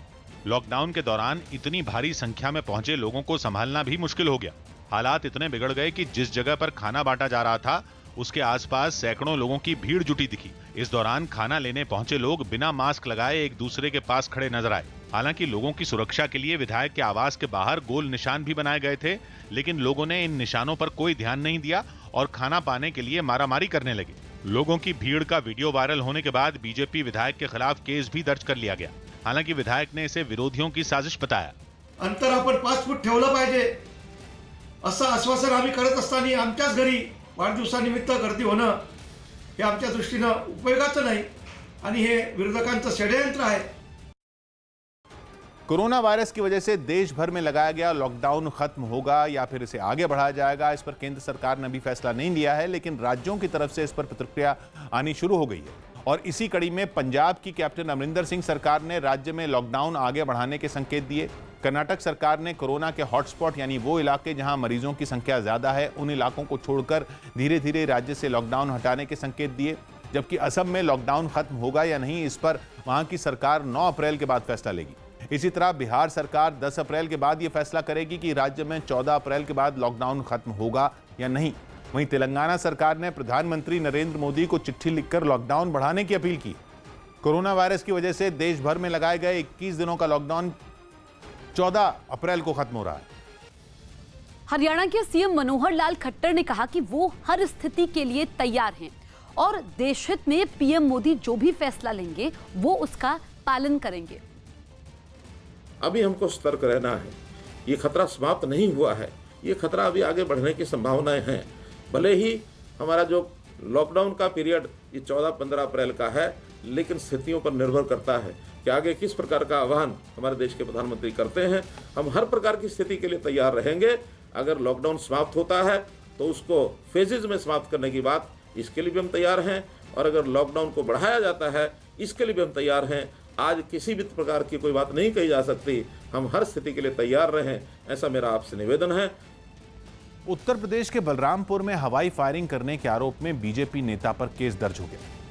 प्रधानमंत्री की अपील के बाद एक दिन पहले रात 9 बजे 9 मिनट के लिए पूरे देश में दीपावली जैसा माहौल था, क्योंकि लोगों ने कोरोना की लड़ाई में एकजुटता का संदेश दिया था। लेकिन इस मौके पर उत्तर प्रदेश के बलरामपुर में एक बीजेपी नेता इतनी उत्साहित हो गई थीं कि उन्होंने दिया जलाने के बाद हवाई फायरिंग कर दी थी। हद तो तब हो गई जब बीजेपी नेता मंजू तिवारी ने अपना फायरिंग करने वाला वीडियो सोशल मीडिया पर शेयर कर दिया और वो वायरल होने लगा। जिसके बाद मंजू तिवारी की इस हरकत पर पुलिस ने एक्शन लिया और उनके खिलाफ केस दर्ज कर लिया। 5 अप्रैल की एक घटना दिखाई जा रही है जिसमें श्रीमती मंजू तिवारी द्वारा फायरिंग की जा रही है। इस संदर्भ में थाना कोतवाली नगर पर समुचित धाराओं में अभियोग पंजीकृत कर लिया गया है। मंजू तिवारी बलरामपुर में बीजेपी की महिला मोर्चा की अध्यक्ष हैं और खबर है कि उनकी इस करतूत से पार्टी नाराज है। यही वजह रही कि एक दिन पहले जोश में बंदूक से गोली चलाने वाली मंजू तिवारी के तेवर बदल गए और अगले दिन उन्होंने हाथ जोड़कर अपने किए पर माफी मांगी। हमें धारा 144 का ध्यान थोड़ा भूल गए या गलती हुई, इसके लिए मैं सभी लोगों से माफी चाहती हूँ हाथ जोड़कर, क्योंकि अति उत्साह में दीपावली हो रही थी, ऐसे में मुझसे गलती हुई। राजस्थान में कोरोना पॉजिटिव लोगों की संख्या बढ़कर 301 हो गई है। अकेले कोटा में पिछले 2 दिनों में 10 मामले सामने आए हैं, जिनमें 9 लोग एक ही परिवार के बताए गए हैं, जिसके बाद प्रशासन ने वहां के एक इलाके में 9 अप्रैल सुबह 10 बजे तक के लिए कर्फ्यू का आदेश जारी कर दिया है। इनके अलावा राजस्थान के बीकानेर और टोंक से भी नए कोरोना के मामले सामने आए हैं। बिहार के कटिहार में खुद को कोरोना वायरस से बचाने के लिए कुछ बैंक कर्मचारियों ने खास तरह की एक ड्रेस तैयार करवा ली। इस बीमारी से जंग के बीच ये कर्मचारी लगातार ग्राहकों को अपनी सेवाएं दे रहे हैं। यही वजह रही कि इन बैंक कर्मचारियों ने अपने लिए एक खास ड्रेस बनवा ली ताकि कोरोना को फैलने से रोका जा सके। इस ड्रेस में ये बैंक कर्मचारी सिर से लेकर पैरों तक ढके नजर आए। साथ ही कर्मचारियों की पहचान के लिए इस ड्रेस पर बैंक का लोगो भी बनवाया गया। खुद को सुरक्षित करने के लिए इस तरह का ड्रेस जरूरी है जो कि पूरी तरह से ढका हुआ हो। कोरोना से बचने के लिए बनवाई गई बैंक कर्मचारियों की ये खास ड्रेस वहां पहुंचे ग्राहकों को भी खूब पसंद आई। यहाँ की व्यवस्था हमें देख के बहुत अच्छा लगा। देश में चल रहे लॉकडाउन के बीच बिहार के मजदूरों का पलायन भी जारी है। 9 मजदूरों का एक जत्था बिहार के मधेपुरा कॉलेज चौक से गुजरता दिखा, जिसके बाद उन्हें रोककर पूछताछ हुई। पूछताछ में पता चला कि ये सभी मजदूर आगरा से पैदल चलते हुए आए हैं। फिलहाल इन्हें कुछ दिन क्वारंटीन सेंटर में रखने के बाद ही घर भेजा जाएगा। ये 9 लोग आगरा से लेबर क्लास के लोग हैं। आगरा से 1 तारीख को वहाँ से चले हैं। आज ये लोग पहुँचे हैं, तो इन लोगों को अभी हम लोग स्क्रीनिंग करवा रहे हैं। मेडिकल जांच होने के बाद इनकी रहने और खाने की व्यवस्था दशहरा में हम लोग कर रहे हैं। राजस्थान के भीलवाड़ा में कोरोना पर रोकथाम के लिए गहलोत सरकार ने जो मॉडल अपनाया, खबरें हैं कि केंद्र सरकार वही मॉडल देश में कई जगहों पर लागू करने पर विचार कर रही है। आज से 1 हफ्ते पहले तक राजस्थान के भीलवाड़ा जिले में कोरोना मरीजों की संख्या सबसे ज्यादा थी। वहां एक डॉक्टर के कोरोना वायरस की चपेट में आने के बाद कई स्वास्थ्यकर्मी भी कोरोना पॉजिटिव पाए गए थे, जिसके बाद सरकार ने पूरे जिले में कर्फ्यू लगा दिया था। इसके अलावा जिले की सीमाओं को भी बंद कर दिया गया। गहलोत सरकार के मुताबिक उसने कोरोना पर रोकथाम के लिए घर घर जाकर 25 लाख लोगों की मेडिकल स्क्रीनिंग की। पहले से 16,000 से पहले दौर में 16,000 से ज्यादा लोग ऐसे मिले जिन्हें बुखार, जुकाम, खांसी और सिरदर्द था। सरकार ने इन लोगों को क्वारंटीन कर दिया। कुछ दिन बाद फिर से मेडिकल स्क्रीनिंग की गई और इस दफा 16,000 में केवल 1200 लोगों को ही क्वारंटीन किया गया। लोग बाहर ना निकलें इसके लिए तो वहां अब भी घर घर गाड़ियों से खाने पीने का सामान पहुंचाया जा रहा है। इस सख्ती की वजह से ही भीलवाड़ा में कोरोना के मरीजों की संख्या केवल 27 ही है, जिनमें 19 मरीज ठीक भी हो चुके हैं। कल भारत सरकार की कैबिनेट सेक्रेटरी साहब ने वीडियो कॉन्फ्रेंस ली थी, जिसमें भारत के सारे ज़िले से सुन रहे थे। उसमें भीलवाड़ा का प्रेजेंटेशन हुआ और अंत में जब उन्होंने कंक्लूड किया तो उन्होंने कहा कि ये जो रूथलेस कंटेनमेंट भीलवाड़ा में डिप्लॉय किया गया था, यही एक इलाज है जहाँ पे ये आउटब्रेक के हॉटस्पॉट्स हैं उनको कंट्रोल करने का। और उन्होंने एक तरह से हमारी जो स्ट्रैटेजी थी उसको एंडोर्स किया। बिहार के लखीसराय में कोरोना वायरस की वजह से चल रहे लॉकडाउन का पालन नहीं होने पर पुलिस ने सख्ती दिखाई। लॉकडाउन का उल्लंघन करने वालों पर पुलिस को हल्का बल प्रयोग करना पड़ा। वहीं पुलिस लगातार लोगों से घर में सुरक्षित रहने की अपील कर रही है। जम्मू कश्मीर के राजौरी में उस समय अफरा तफरी मच गई जब पहाड़ का मलबा अचानक नीचे गिरने लगा। मलबा गिरने की वजह से वहां रह रहे कई परिवारों को दूसरी जगहों पर शिफ्ट किया गया, क्योंकि उस इलाके में अचानक पहाड़ का एक हिस्सा टूटकर नीचे गिरने लगा। पहाड़ के खिसकने की जानकारी मिलते ही पुलिस वहां पहुंची और लाउडस्पीकर के जरिए लोगों से उस इलाके को खाली करने की अपील की। इस लैंडस्लाइड के नीचे जितने भी घर आ रहे हैं वो सभी अपने अपने घरों को खाली कर दें। यही नहीं, पुलिस ने लोगों को दूसरी जगह शिफ्ट होने में उनकी मदद भी की। इस दौरान एक पुलिसकर्मी एक मकान से सामान निकालकर दूसरी जगह रखता दिखाई दिया। उत्तराखंड के उधम सिंह नगर में एक मुर्गे के लिए 2 गुटों में जमकर मारपीट हुई। इस बीच किसी को ना तो कोरोना वायरस का डर दिखा, ना ही लॉकडाउन का कोई असर नजर आया। उधम सिंह नगर के गदरपुर गांव को कुछ लोगों ने जंग का मैदान बना दिया। कुछ लोग तो लाठियां लेकर दौड़ दौड़कर अपने विरोधी गुट के लोगों को पीटते रहे। बताया गया कि जिन लोगों के बीच मारपीट हुई उनके घर आसपास ही हैं। एक घर के लोगों ने दूसरे घर में रहने वालों पर अपना मुर्गा चुराने का आरोप लगाया। विवाद इतना बढ़ा कि मारपीट होने लगी। गांव के दूसरे लोगों ने थोड़ी देर बाद समझा बुझाकर दोनों गुटों को शांत करवाया। इस घटना का वीडियो वायरल होने के बाद पुलिस ने भी जांच शुरू कर दी है। लॉकडाउन की वजह से उत्तराखंड में पर्यटन का कारोबार ठप पड़ चुका है और इस कारोबार से जुड़े लोगों के सामने रोजी रोटी का बड़ा संकट पैदा हो गया, जिसे टिहरी झील की इस हालत को देखकर समझा जा सकता है। हालात चाहे जैसे भी रहे हों, इस मौसम में इससे पहले वहां ऐसा सन्नाटा कभी नहीं रहा। टिहरी झील जो पर्यटकों से गुलजार रहती थी, आज सूनी पड़ी हुई है। आप देख सकते हैं यही बोटिंग पॉइंट है, यहाँ पर को आप देख सकते हैं पूरी तरह से सुनसान पड़ा हुआ। टिहरी झील के इस सन्नाटे ने वहां रोजगार पाने वालों की नींद उड़ा रखी है। 3 महीने के कारोबार से साल भर का खर्चा निकालने वाले नाव चलाने वाले लोग अब सरकार से बैंक का कर्ज और सर्वे फीस माफ करने की गुहार लगा रहे हैं। हम इन्हीं महीनों का इंतजार करते थे, अप्रैल मई जून का, और इस महीने में ये लॉकडाउन हो चुका है। यही हाल कॉर्बेट टाइगर रिजर्व के लिए मशहूर रामनगर का है, जहां लॉकडाउन का असर हर तरफ नजर आ रहा है। होटलों की मई तक की बुकिंग रद्द हो चुकी है और हालात बदलने के आसार भी नजर नहीं आ रहे हैं। 70-80-90 करोड़ रुपए से ऊपर का नुकसान अभी तक तो हो ही चुका और आने वाले टाइम में मेरे ख्याल 100-150 करोड़ का धंधा तो कॉर्बेट में होता ही है पीक सीजन में। कोरोना वायरस की मार झेल रहे इटली में ज्वालामुखी फट गया। वहां के स्ट्राम्बोली इलाके में एक ज्वालामुखी फटने की तस्वीरें सामने आई हैं, जहां उससे लावा और धुआं निकलता हुआ दिखाई दिया। लावा इतना ज्यादा था कि पेड़ पौधे जलकर राख हो गए। पहाड़ का एक हिस्सा लावे में ढक जाने की वजह से काला नजर आया। हालांकि ज्वालामुखी फटने से कोई नुकसान होने की खबर नहीं है। पटना में लोक जनशक्ति पार्टी के कार्यकर्ताओं ने सफाई में जुटे नगर निगम के कर्मचारियों का सम्मान किया। नगर निगम के ये कर्मचारी लॉकडाउन के दौरान शहर की सफाई के लिए पहुंचे थे, जिनके सम्मान के लिए लोक जनशक्ति पार्टी के कार्यकर्ता एक सड़क पर जुटे और इन सफाई कर्मियों को एक तय दूरी पर लाइन से खड़ा कर दिया। जिसके बाद सबसे पहले इनके हाथों को सैनिटाइज किया गया और फिर फूलों की माला पहनाकर उनकी आरती उतारी गई। इन सभी कर्मचारियों को खाने का सामान और मास्क भी दिए गए। इस दौरान वहां मौजूद दूसरे लोगों ने तालियां बजाकर इन कर्मचारियों को धन्यवाद दिया। Very good, very good, very good. कुछ ऐसी ही तस्वीरें पश्चिम बंगाल के आसनसोल से भी सामने आई। वहां सफाई के काम में जुटे नगर निगम के कर्मचारियों को इलाके के ही लोगों ने सम्मानित किया। इन कर्मचारियों को पहले बैज लगाए गए और फिर उन्हें माला पहनाने के साथ ही हाथ धोने के लिए साबुन और खाने का सामान दिया गया। लोगों के सम्मान देने पर इन कर्मचारियों ने भी खुशी जताई। पहली बार ऐसा हुआ, एक आदमी लोग हम लोग को थोड़ा देखा जो कोरोना के लिए लोग इतना लड़ रहा है, इतना तकलीफ कर रहा था, हम लोग कुछ सामान दिया था, बहुत अच्छा। लॉकडाउन लागू होने के बाद जंगलों में रहने वाले जानवर सड़कों पर निकलने लगे हैं। ऐसे ही एक गैंडे का वीडियो भी सोशल मीडिया पर वायरल हो रहा है, जिसमें सुनसान सड़क पर गैंडा घूमता हुआ नजर आया।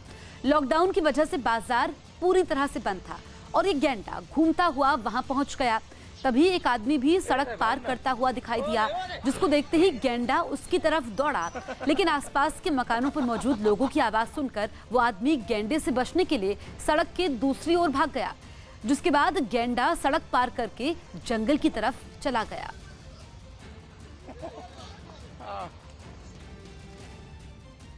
कोरोना वायरस के संदिग्ध मरीजों की जांच के लिए दिल्ली की एक लैब ने ड्राइव थ्रू यानी गाड़ी में बैठे बैठे ही सैंपल लेने के लिए विशेष इंतजाम किए हैं। दावा किया गया कि ये दिल्ली की पहली लैब है जहां सैंपल लेने के दौरान कोरोना फैलने का खतरा न के बराबर होगा, क्योंकि संदिग्ध मरीजों को गले और नाक से थूक और बलगम का सैंपल देने के लिए लैब के अंदर जाने की जरूरत नहीं है। बाहर ही टेंट नुमा कैबिन बना दिया गया है जहां तैनात लैब टेक्नीशियन गाड़ी में बैठे बैठे ही मरीजों के सैंपल ले सकते हैं। दिल्ली के पंजाबी बाग इलाके में डॉक्टर डैंग लैब ने इसके लिए ऑनलाइन रजिस्ट्रेशन शुरू किया है, जिसमें मरीज को यह भी बताना होता है कि वो किस रंग और नंबर की गाड़ी से आएगा। पहला एक कहा जाएगा एक ऐसा टेस्ट है जो ड्राइविंग सीट पर बैठे बैठे होगा, ताकि उसका संक्रमण अगर वो संक्रमित होता है तो उसका संक्रमण गाड़ी तक ही सीमित रहेगा, गाड़ी से बाहर दूसरे तक नहीं पहुंचेगा। मरीजों की गाड़ी के लिए भी जगह तय है और गाड़ी पहुंचते ही उसे सैनिटाइज भी किया जाता है। साथ ही हर बार नमूने लेने के बाद लैब के टेक्नीशियन का पर्सनल प्रोटेक्टिव इक्विपमेंट यानी वायरस से बचाने वाला सूट और मास्क भी बदले जाते हैं। ये जो प्रोसीजर है जो साउथ कोरिया में भी बहुत सक्सेसफुल रहा है, इसमें maximum safety minimum exposure, that is maximum safety for the patient and the medical staff, क्योंकि आप अपनी गाड़ी के अंदर बैठे हैं, विंडो के थ्रू सैंपल दे रहे हैं, एंड मेडिकल स्टाफ के लिए भी there is minimum interaction with the patient. Haryana के हिसार में बीजेपी के एक नेता लॉकडाउन की धज्जियां उड़ाते हुए दिखे। दरअसल बीजेपी नेता गुरमेश बिश्नोई लॉकडाउन तोड़कर अपने बेटे के साथ कार में सवार होकर एक गांव पहुंच गए। गांव वालों ने बाहरी लोगों का प्रवेश बंद कर रखा है, लेकिन वो जबरन जाने की जिद करने लगे, गांव वालों से उलझ गए। आरोप है कि बीजेपी नेता ने गांव वालों की तरफ से अधिकारियों का लेटर दिखाने पर भी बात नहीं मानी। बाद में गांव वालों के साथ उनकी झड़प का वीडियो वायरल हो गया। दिल्ली के पास नोएडा में पुलिस अब खाने पीने के सामान के साथ गरीबों में मास्क और सैनिटाइजर भी बांटने की तैयारी कर रही है। देश भर में कोरोना वायरस के बढ़ते मामलों के बीच मास्क और सैनिटाइजर की किल्लत बढ़ गई और यही वजह रही कि पुलिस ने गरीबों और मजदूरों को मुफ्त में मास्क और सैनिटाइजर देने की तैयारी शुरू कर दी। इसके लिए पुलिस ने काफी मात्रा में मास्क और सैनिटाइजर मंगवाए और उन्हें गत्ते की कई पेटियों में रखकर अलग अलग इलाकों में भिजवा दिया। जो भी व्यक्ति इस तरह का दिखाई देता है जो बिना मास्क के है, उसको मास्क उपलब्ध कराया जा रहा है। यही नहीं, इलाके के पुलिस कमिश्नर आलोक सिंह खुद दूसरे पुलिस कर्मियों के साथ कई बैंकों के दफ्तरों में पहुंचे और वहां काम कर रहे कर्मचारियों का हाल जाना। यूपी के मथुरा में कुछ लोगों ने बंदरों को केले खिलाए। लॉकडाउन की वजह से इंसानों के साथ ही जानवरों के सामने भी खाने का संकट हो गया और इसीलिए कुछ लोगों ने बंदरों को केले खिलाए और उनकी भूख शांत की। इसके लिए कुछ लोग एक गाड़ी में केले भरकर लाए और बंदरों को खिलाने लगे। केलों को देखकर वहां सैकड़ों बंदर जमा हो गए, जिसके बाद वहां पूरी सड़क पर बंदर ही दिखाई देने लगे। सड़क पर अक्सर लोग बंदरों, कुत्तों या दूसरे जानवरों को खाने की चीज देते हैं, लेकिन लॉकडाउन के बाद सभी अपने घरों में बंद हो गए, जिसके बाद कुछ लोग इन भूखे बंदरों की मदद के लिए आगे आए और उन्हें केले खिलाए। भोपाल में कोरोना से पहली मौत के बाद वहां लॉकडाउन में सख्ती और बढ़ा दी गई। मध्य प्रदेश में इंदौर के बाद भोपाल कोरोना का दूसरा बड़ा हॉटस्पॉट बन गया है, क्योंकि वहां 24 घंटे में महामारी के मरीजों की तादाद तेजी से बढ़ी है, जिसके बाद राज्य सरकार ने भोपाल में लॉकडाउन और कड़ा करने का सख्त फैसला लिया। सरकार के अगले आदेश तक वहां सब्जी और किराने समेत दूसरी जरूरी चीजों की दुकानें बंद रहेंगी और केवल दूध और दवा की दुकानें खुलेंगी। महामारी के तेजी से बढ़ते मामलों पर लगाम लगाने के लिए सरकार ने ये जो कदम उठाया, उसकी वजह से पुलिस ने जगह जगह रास्ते बंद कर दिए और जो लोग सड़कों पर निकले उन्हें वापस भेज दिया। साथ ही पुलिस वालों ने लाउडस्पीकर के जरिए लोगों को जानकारी भी दी। केवल दूध की दुकान 11 बजे तक और राशन की दुकानें बंद रहेंगी। दूध की दुकान, मेडिकल स्टोर खुले रहेंगे। मुख्यमंत्री शिवराज सिंह चौहान ने भी लोगों से सरकार का साथ देने की गुजारिश की। इस समय अगर हम नहीं संभले तो भोपाल को लंबा पछताना पड़ेगा, और इसलिए प्रशासन के सभी निर्देशों का पालन कीजिए। भोपाल में सरकार का यह आदेश 9 अप्रैल तक लागू रहेगा और बिना वजह सड़क पर घूमने वालों के खिलाफ कानूनी कार्रवाई होगी, क्योंकि वहां 24 घंटे में 37 नए कोरोना मरीज मिले। यही नहीं, भोपाल में कोरोना से एक मरीज की मौत भी हो गई, जिसके बाद मध्य प्रदेश में महामारी से मरने वालों की संख्या 14 हो गई। इसके अलावा मुरैना में दुबई से आया एक शख्स और उसके संपर्क में आने वाले 11 लोग कोरोना पॉजिटिव मिले, जिसके बाद वहां करीब 55,000 लोगों की थर्मल स्कैनिंग यानी कि बुखार की जांच की गई और इस जांच के बाद 28,000 से ज्यादा लोगों को उनके घर में ही क्वारंटीन कर दिया गया। मुरैना में प्रशासन ने अब तक 2,500 घरों में 1,300 घरों की जांच की। कोरोना वायरस की वजह से देश भर में लागू लॉकडाउन का असर मसाला कारोबारियों पर देखा गया। इन कारोबारियों का दावा है कि लॉकडाउन में मसालों की बिक्री सिर्फ 5% ही रह गई, जिससे उनकी परेशानी बढ़ गई। अहमदाबाद के मसाला कारोबारी भी मसालों की कम खपत होने से परेशान दिखे। गोदामों में भारी मात्रा में गरम मसाला, हल्दी और लाल मिर्च समेत दूसरे मसाले गत्ते के कुछ डिब्बों में बंद रखे दिखाई दिए। ऐसे हालात में इन मसाला कारोबारियों ने सरकार से उन्हें राहत देने की अपील की है। हमारी सरकार से अपील है कि हमारा जो बिजनेस है, मसाला का सीजन खाली 2 या 3 महीने का होता है, तो उसमें हो सके उतना हमको कुछ रिलीफ कर देवे।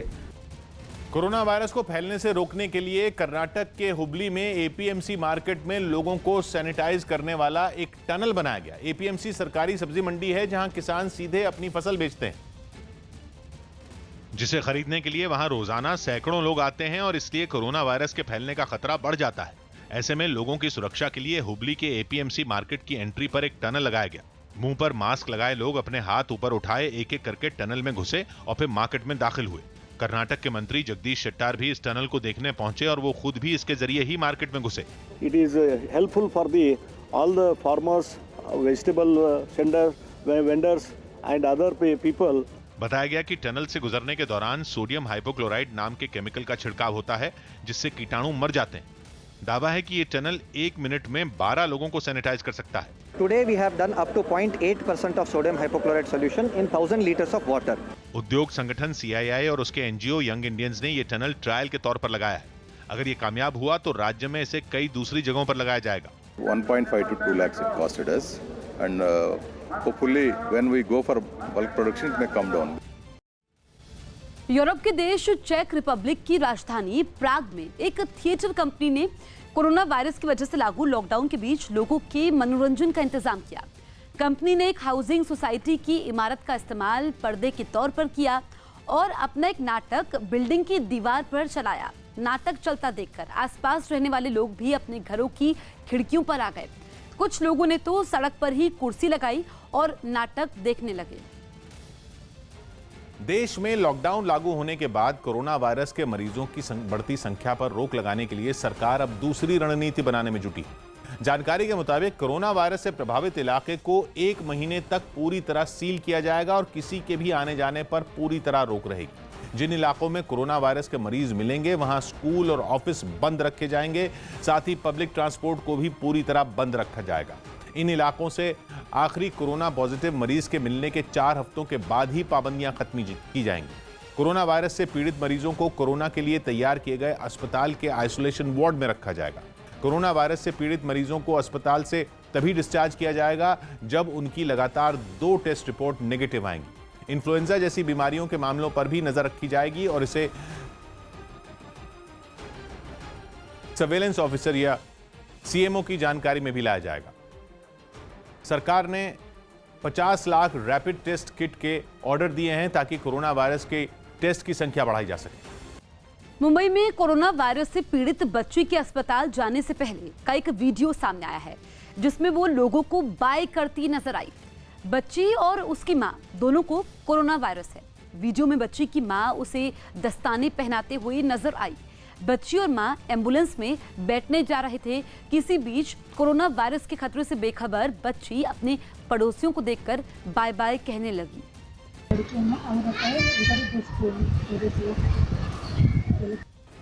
लॉकडाउन खत्म होने का समय नजदीक आ रहा है, लेकिन यूपी में लॉकडाउन खुलने पर संदेह पैदा हो गया क्योंकि उत्तर प्रदेश के एक बड़े अधिकारी ने ऐसा बयान दिया जिससे लॉकडाउन के और बढ़ने के संकेत मिले। यूपी के प्रमुख सचिव गृह अवनीश अवस्थी ने बताया कि राज्य में कोरोना वायरस के मामले लगातार बढ़ने से हालात संवेदनशील हो गए हैं और अगर एक भी केस राज्य में बाकी रह गया तो लॉकडाउन खुलने की संभावना कम हो जाएगी, क्योंकि सरकार का मानना है कि अगर एक भी केस बच गया तो लॉकडाउन खुलने से वायरस के फैलने का खतरा बढ़ जाएगा। उत्तर प्रदेश में कोरोना वायरस के मरीजों की गिनती पहले ही 300 के पार पहुंच चुकी है। ऐसे में कम से कम यूपी में 14 अप्रैल के बाद लॉकडाउन खुलने पर संदेह पैदा हो गया। ये अब संभावना है कि 14 अप्रैल के बाद भी लॉकडाउन खुल पाएगा कि नहीं, ये अभी कहा नहीं जा सकता है, क्योंकि ये संवेदनशीलता हमारे प्रदेश की बढ़ गई और एक भी केस अगर हमारे प्रदेश में रह जाता है तो लॉकडाउन खोलना उचित नहीं होगा, क्योंकि जितनी भी व्यवस्था लॉकडाउन के संदर्भ में बेनिफिट्स मिले हैं और केसेस को कंट्रोल किया गया है, यदि एक भी केस कोरोना का रह जाता है पूरे प्रदेश में तो लॉकडाउन खोलने के बाद पुनः वही स्थिति आ जाएगी। केंद्रीय मंत्री प्रकाश जावड़ेकर ने लॉकडाउन को खत्म करने या बढ़ाने के सवाल पर हालात को देखते हुए फैसला करने की बात कही।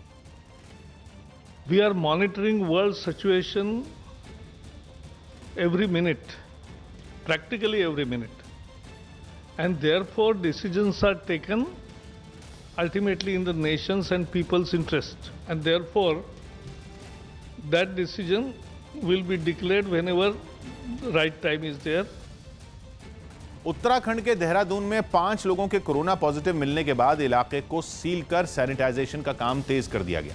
जिन लोगों में कोरोना वायरस की पुष्टि हुई वो तबलीगी जमात से जुड़े हैं और शहर के भगत सिंह और कारगी ग्रांट कॉलोनियों में रह रहे थे, जिसका पता चलते ही प्रशासन की टीम ने 5 मरीजों को वहां से हटाया और दोनों कॉलोनियों को सील कर दिया। लोग घरों से बाहर ना निकलें, इसके लिए सड़कों पर बैरिकेड लगा दिए गए। लोगों को एक मोहल्ले से दूसरे मोहल्ले में जाने से रोकने के लिए रास्तों को बांस की मदद से बंद कर दिया गया। इसी तरह कॉलोनी की दूसरी सड़कें और गलियां बंद कर दी गई। यहाँ पर भैया कारगी ग्रांट में जमात के लोग आ रखे थे, बाहर से जमात में से कुछ लोगों को ले गए और आइसोलेशन में ले जाकर उन्हें 14 दिन के लिए रखा गया है और इसीलिए पूरा कारगी सीज कर दिया गया है। लॉकडाउन का सख्ती से पालन कराने के लिए इलाके में जगह जगह पुलिस के जवान तैनात कर दिए गए। इस दौरान एक पुलिस वाला घर से बाहर निकले लोगों को वापस भेजता दिखाई दिया। अरे वापस चले जाओ, कहाँ जा रही हो? कोई नहीं बुला रहा, जाओ। भगत सिंह और कारगी ग्रांट कॉलोनी को सील करने के बाद प्रशासन ने वहां सैनिटाइजेशन का काम शुरू किया। कई कर्मचारी घरों, दुकानों और गलियों में दवा का छिड़काव करते दिखाई दिए। इस बीच पुलिस ने लोगों से घरों से बाहर नहीं निकलने और सोशल डिस्टेंसिंग का पालन करने की अपील की। वहाँ लगातार जो है पुलिस भी लोगों को अवेयर कर रही है क्वारंटीन के लिए कि वो घरों से बाहर न निकले और ज़्यादा कम्युनिटी में इंटरैक्ट ना करें। गुजरात के राजकोट में पिछले 5 दिनों से एक भी कोरोना का मरीज सामने नहीं आया है और ऐसा इसलिए हुआ क्योंकि वहां के प्रशासन ने कोरोना वायरस को रोकने के लिए वक्त रहते कई जरूरी कदम उठाए थे। राजकोट में 18 मार्च को राज्य का पहला केस सामने आया था। इसके बाद प्रशासन ने उस इलाके को सील कर वहां सैनिटाइजेशन का काम शुरू किया। मरीज के संपर्क में आए सभी लोगों को क्वारंटीन किया गया। बाद में डॉक्टरों की कई टीमें बनाकर पूरे इलाके में रहने वाले लोगों की जांच की गई।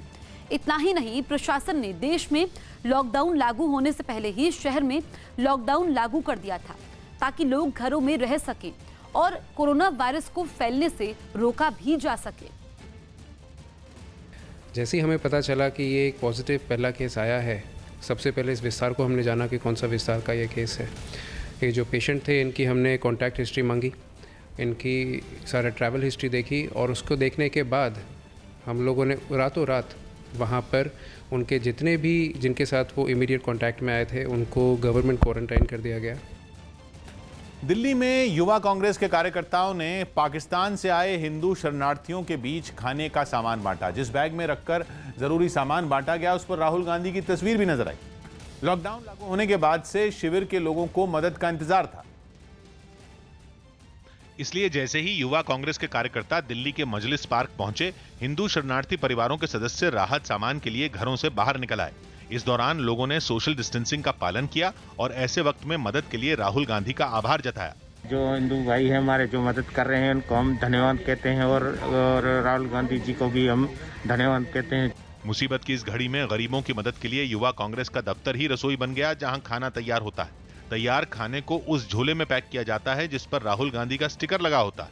इसके बाद युवा कांग्रेस के नेता और कार्यकर्ता गाड़ियों में शरणार्थी शिविर के लिए रवाना हो जाते हैं। युवा कांग्रेस का दावा है कि इस तरह की मदद दिल्ली में रोजाना 5000 परिवारों तक पहुंचाई जा रही है। ये मेरे जिम्मेदारी करके एक कैंपेनिंग चला रहे हैं हम लोग। राजस्थान के जयपुर के एक इलाके से खाने की चीजों की कमी की खबर लगते ही न्यूज 18 की टीम ने मदद का हाथ बढ़ाया। न्यूज 18 की टीम ने शिकायत मिलने के बाद इलाके का जायजा लिया और एक सेवा संस्थान के साथ मिलकर इस क्षेत्र के लोगों को रोजमर्रा के जरूरी आइटम मुहैया करवाए। तो न्यूज 18 ने मदद का हाथ बढ़ाया। आप देखिए तस्वीरें, यहाँ पर एक इलाके में खाने की कमी थी और इसके बाद जैसे ही ये खबर न्यूज 18 की टीम को पता लगी, हमारी टीम वहाँ पर पहुँचती है, लोगों को जरूरी सामान दिया जाता है। देश भर में पुलिस और प्रशासन के अधिकारी लोगों से घर में ही रहने की अपील कर रहे हैं। इसके लिए कई अधिकारी गली गली घूमकर लोगों को गीत भी सुनाते दिखे। और यूपी में देवरिया के जिला पंचायती राज अधिकारी तो हाथ में माइक लेकर पैदल ही निकल पड़े। उनके साथ एक कर्मचारी हाथ में छोटा लाउडस्पीकर लिए चलता रहा। देवरिया के जनमानस सब ध्यान लगाकर सुन लो बात, घर के बाहर नहीं है आना, चाहे दिन हो चाहे रात। इस दौरान कुछ लोग अपने घर के बाहर खड़े होकर गीत सुनते रहे। अंदर रहे, किसी को घर में बाहर आने की जहमत न उठानी पड़े, यही संदेश हमने इस गीत के माध्यम से दिया है। ऐसा ही संदेश असम के सिलचर में पुलिस वालों ने दिया। वहां रात में पुलिस की गाड़ियों का काफिला निकला, जिसमें एक पुलिस वाले ने लोगों को फिल्मी गाने की धुन पर बनाया अपना गीत सुनाकर लॉकडाउन के नियमों का पालन करने का संदेश दिया।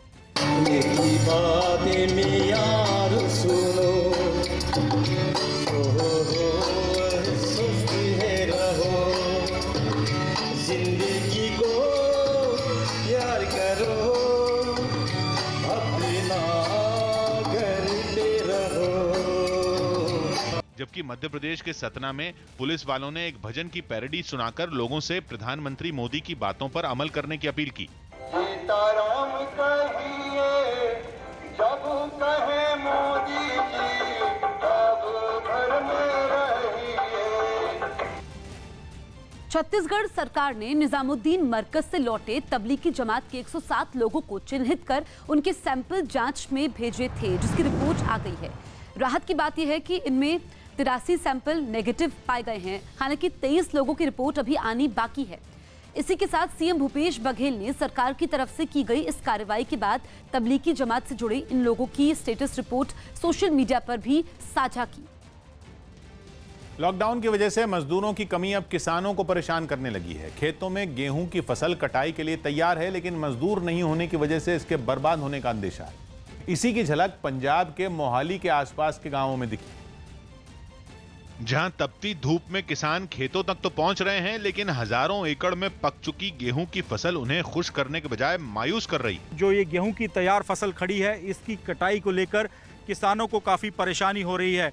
दरअसल हर साल ये कटाई का जो काम है वो प्रवासी मजदूरों के द्वारा किया जाता है। न फसल की कटाई के लिए मशीन है, न ही मजदूर। ऐसे में कुछ किसान अपने परिचितों और परिवार वालों की मदद से कटाई शुरू कर चुके हैं, वो भी इस शर्त पर कि बदले में वो उनकी फसल काटने में मदद करेंगे।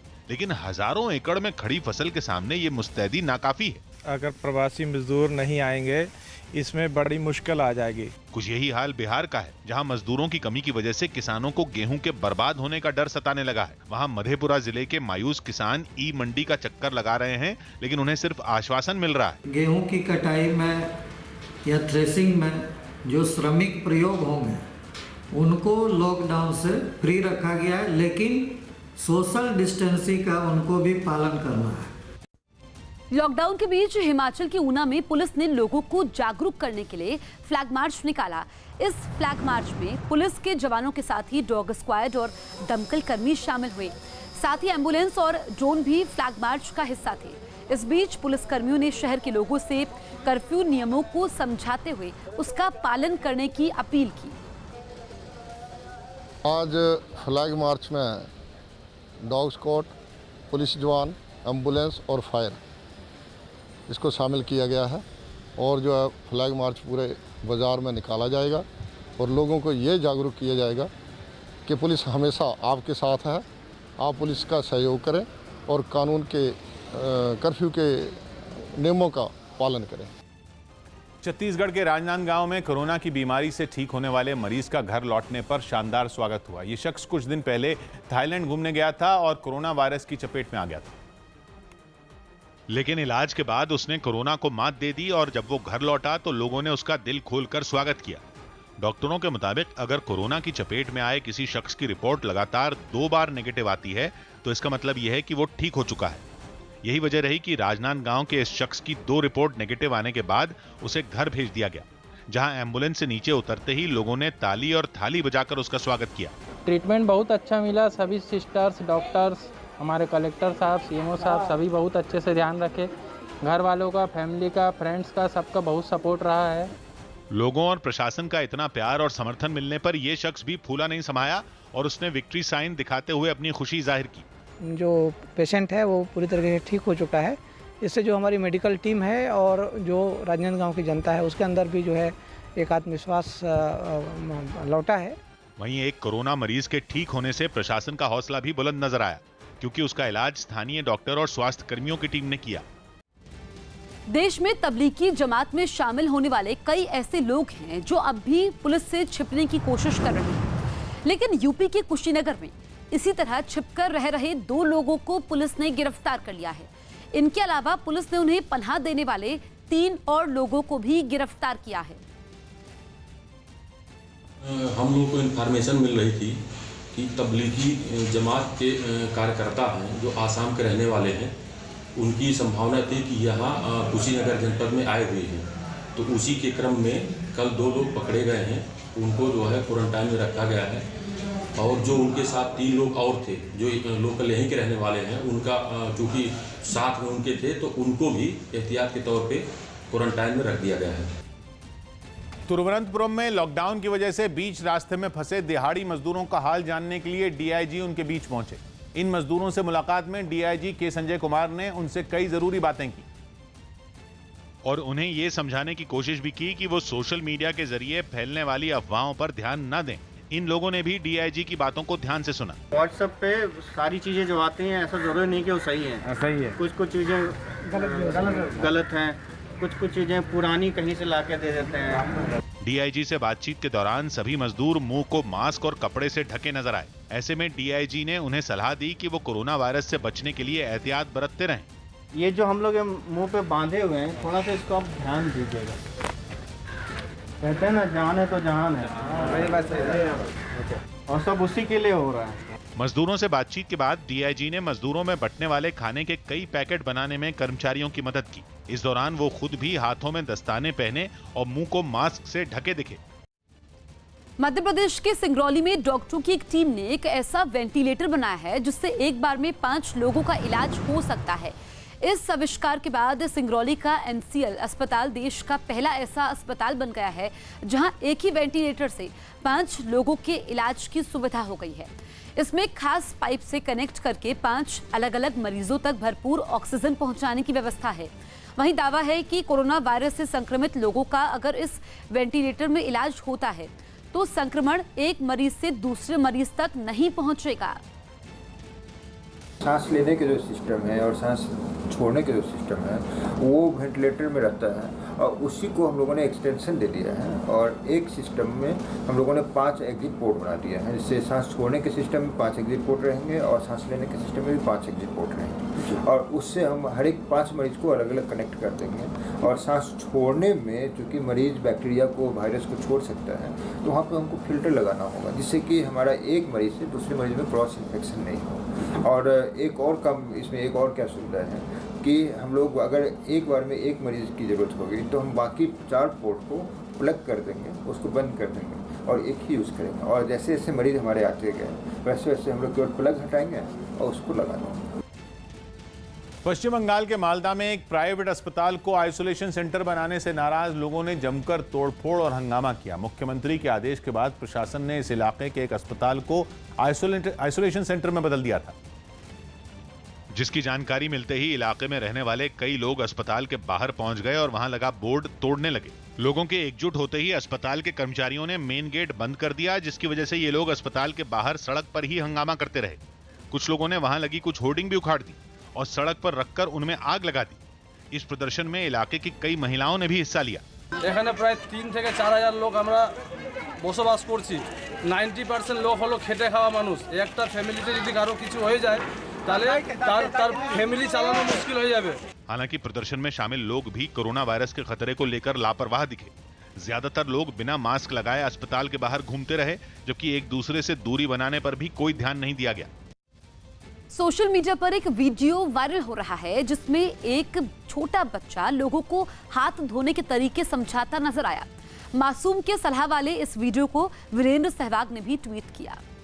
आप सभी जानते हैं कोरोना वायरस इस पूरे वर्ल्ड की एक सबसे बड़ी प्रॉब्लम है और इसका अभी तक कोई भी इलाज नहीं निकला है, लेकिन नॉर्मल कोरोना वायरस को रोका जा सकता है और इसको रोकने के लिए मैं आपको कुछ फ्यू पॉइंट्स बताने जा रहा हूँ और वो पॉइंट्स है कि आप अपने हाथों को साबुन से बार-बार धोएं, मार्केट जाते समय मुंह को मास्क लगाएं, मुंह पर मास्क लगाएं और जेब में सैनिटाइजर अपने साथ रखें। घर आए तो अब जिस पॉलीथीन में सब्जी है या दूध है उस पॉलीथीन को धोएं और उसके बाद ही यूज करें।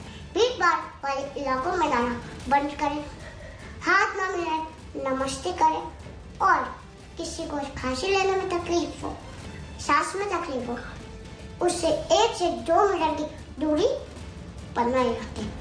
अगर आपको बुखार, खांसी या जुकाम है तो डॉक्टर की सलाह लिए बिना कोई भी दवा ना लें। और जैसा कि आप सभी जानते हैं कि मोदी जी ने 21 दिन का लॉकडाउन लगाया है, तो आप सभी और मैं हम सभी को 21 दिन के लॉकडाउन का पालन करना चाहिए।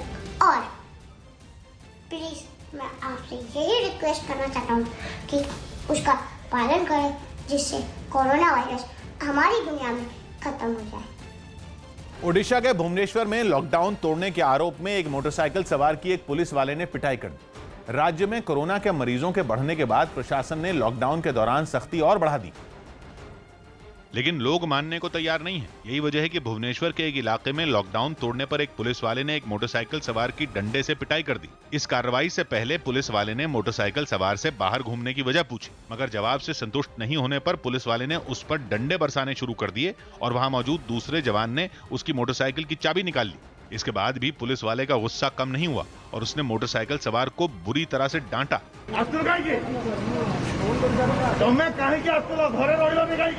इस दौरान वहां पर ड्यूटी कर रहे पुलिस वालों ने कई कार सवार और स्कूटर सवार लोगों के खिलाफ भी कार्रवाई की। हालांकि जो लोग जरूरी सेवाओं से जुड़े थे उनको पुलिस वालों ने पूछताछ के बाद जाने दिया, मगर जिन लोगों ने भी बहाने बनाकर बचने की कोशिश की पुलिस वालों ने उनकी जमकर खबर ली। Thank you sir.